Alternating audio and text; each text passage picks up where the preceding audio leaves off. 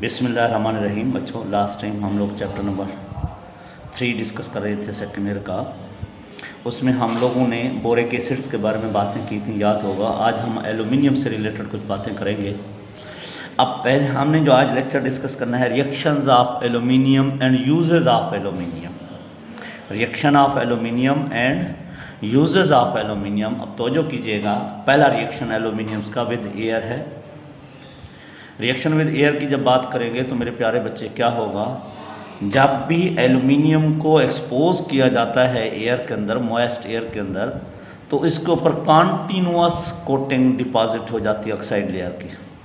Aluminium के ऊपर oxide layer deposit हो जाती है जो उसको आगे कंप्लीट ऑक्सीडेशन से बचा देती है, prevent it from complete oxidation. और जब उसके ऊपर बेटा ऑक्साइड लेयर डिपॉजिट हो जाती है तो वो प्रोटेक्टिव कोटिंग के तौर पे एक्ट करती है, तो उसको कोरोजन फ्री बना देती है। यानी अब इसको normal condition of temperature pressures के ऊपर कभी भी जंग नहीं लगेगा।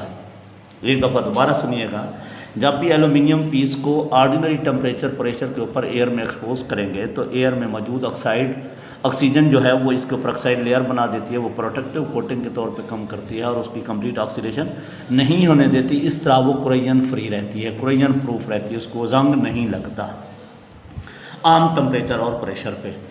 लेकिन जब हम उसको हीट करते हैं 800 डिग्री सेंटीग्रेड या उससे भी अबव टेम्परेचर पे, तो it react with air and form aluminium oxide and aluminium nitride. Air में ऑक्सीजन भी मौजूद है, नाइट्रोजन भी मौजूद है, तो एल्यूमिनियम ऑक्सीजन से रिएक्ट करके एल्यूमिनियम ऑक्साइड बना देती है, नाइट्रोजन से रिएक्ट करके एल्यूमिनियम नाइट्राइड बना देती है। अगर इसको हीट करेंगे 800 या उससे ज़्यादा टेम्परेचर पे, एल्यूमिनियम ऑक्सीजन से रिएक्ट करेगी 800 या अबव टेम्परेचर पे, तो एल्यूमिनियम ऑक्साइड बेटा अब गौर से सुनना ऑक्साइड के साथ साथ वाइट इंटेंस लाइट भी प्रोड्यूस हो जाती है और हीट भी खारिज हो जाती है।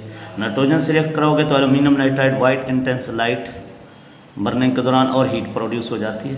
इस वाइट इंटेंस लाइट के प्रोड्यूस होने की वजह से, due to production of white intense light, aluminium is use for the flash light photography. Aluminium is use for the flash light photography में यूज होती है due to production of white intense light.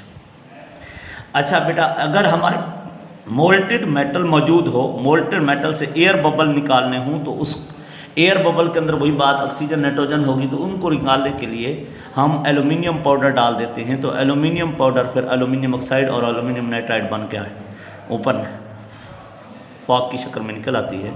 तो इस तरह हम air bubble भी निकाल सकते हैं मोल्टेड मेटल्स के, लेकिन एल्यूमिनियम को यूज़ नहीं कर सकते। Aluminium is not suitable for the marine use. समंदरी पानी के लिए एल्यूमिनियम सूटेबल नहीं है, क्योंकि बेटा समंदर के अंदर साल्ट सोल्यूशन होते हैं, हाई कंसंट्रेशन ऑफ साल्ट होती है, वो बहुत बुरे तरीके से डैमेज कर देती है एल्यूमिनियम को। तो हम एल्यूमिनियम को मैरीन पर्पस के लिए इस्तेमाल नहीं कर सकते। फिर मेरे प्यारे बच्चे अगली बात जो है, नेक्स्ट गौर से सुनिएगा। नेक्स्ट रिएक्शन है with non metal. Non metals कौन कौन से हैं? हैलोजन हो गए, सल्फर हो गया, नाइट्रोजन हो गया, फास्फोरस हो गया, कार्बन, हाइड्रोजन। जब भी मेरे प्यारे बेटा हीटेड एल्यूमिनियम को रिएक्ट कराएंगे इन तमाम के साथ, तो रिएक्शन तो शो होगा, साथ एक्सोथर्मिक होगा, मीन हीट इवॉल्व होगी विद एल्यूमिनियम को क्लोरीन से रिएक्ट कराया तो एल्यूमिनियम क्लोराइड साथ हीट इवॉल्व हुई। एल्यूमिनियम को हाइड्रोजन से रिएक्ट कराया तो एल्यूमिनियम हाइड्राइड बन गया, हीट इवॉल्व हो गई। एल्यूमिनियम को सल्फर के साथ रिएक्ट कराया तो एल्यूमिनियम सल्फाइड साथ हीट इवॉल्व हो गई। तो इस तरह बेटा कंपाउंड और साथ एवोल्यूशन ऑफ हीट होती है। तीसरी बात, reaction with alkalis and acid. Reaction with alkalis with and acid, aluminium is amphoteric. Aluminium is amphoteric, और जो ये एम्फोटेरिक है इसका मतलब है it react with both acid and bases and produce hydrogen gas. Acid के साथ भी रिएक्ट करती है, बेसिस के साथ भी रिएक्ट करती है, और क्या इवॉल्व करा देती है? हाइड्रोजन गैस इवॉल्व कराती है। देखते हैं बेटा, अगर मैं HCl की बात करूं तो एल्यूमिनियम डाइल्यूट एसिड के साथ, डाइल्यूट HCl के साथ स्लो रिएक्शन शो करती है, और rapid reaction with the concentrated HCl। जो ही एल्यूमिनियम को HCl के साथ रिएक्ट कराओगे तो एल्यूमिनियम क्लोराइड और हाइड्रोजन गैस इवॉल्व हो जाएगी।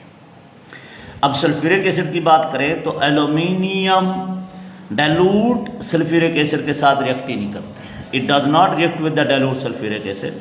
but easily oxidized by the concentrated hard concentrated H2SO4।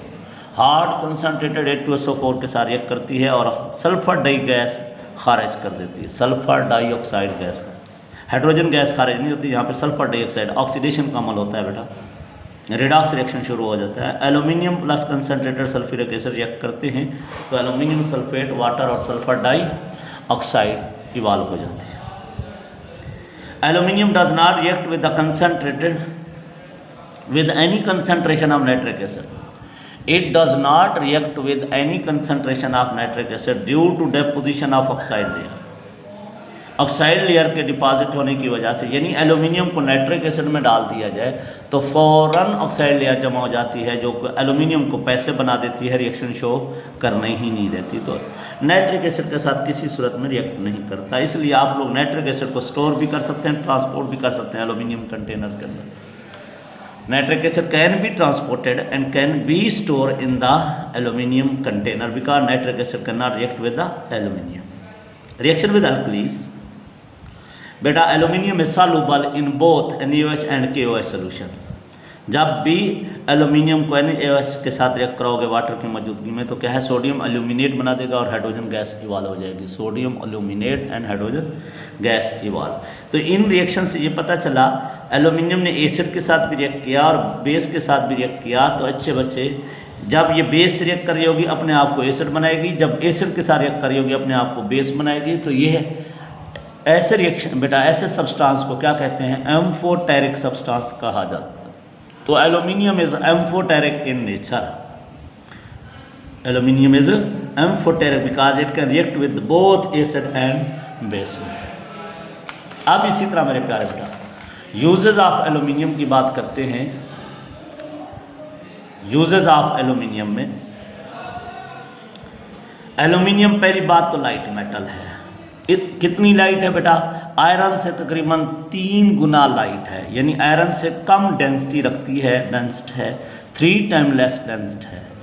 और ना सिर्फ लाइट मेटल है बल्कि हाई टेंसाइल स्ट्रेंथ होती है, हाई टेंसाइल स्ट्रेंथ होती है, यानी इसको जितना भी मोड़ा जाए आसानी से टूटती नहीं है, मुड़ जाती है।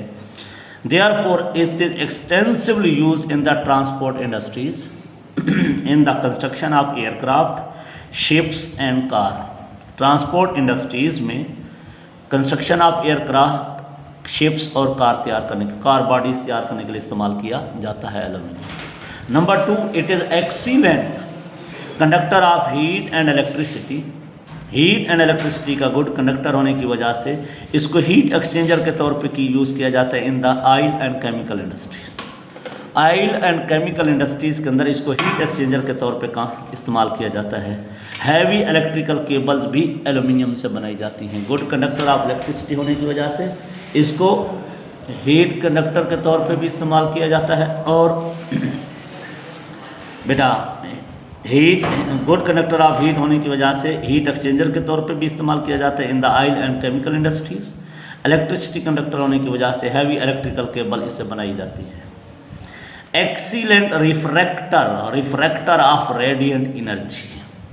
रिफ्रैक्टर ऑफ रेडिएंट एनर्जी होने की वजह से इसको फिर इस्तेमाल किया जाता है बेटा। Aluminium sheet is use to insulate the buildings ताकि रेडिएशंस को रिफ्रैक्ट करे।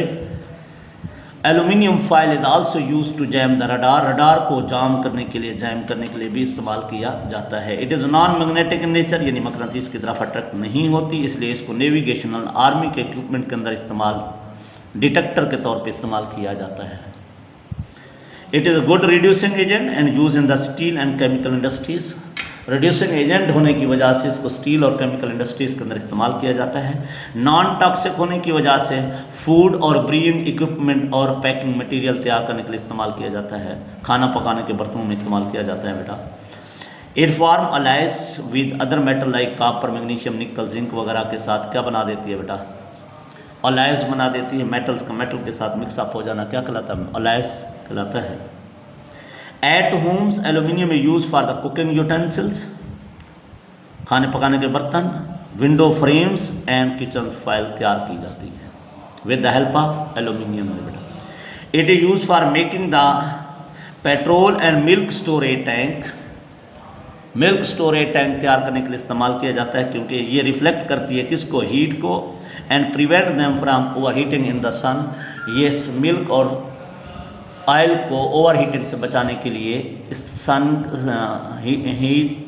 मिल्क स्टोरेज टैंक तैयार किए जाते हैं, ऑयल स्टोरेज टैंक तैयार किए जाते हैं, क्योंकि इनके ऊपर ये लाइट की गोल्ड रिफ्लेक्टर होती है और उन ऑयल्स को और मिल्क को ओवर हीटिंग से बचा देती है। ये था मेरे प्यारे बच्चे किसके बारे में, हमारे पास एल्यूमिनियम्स के बारे में।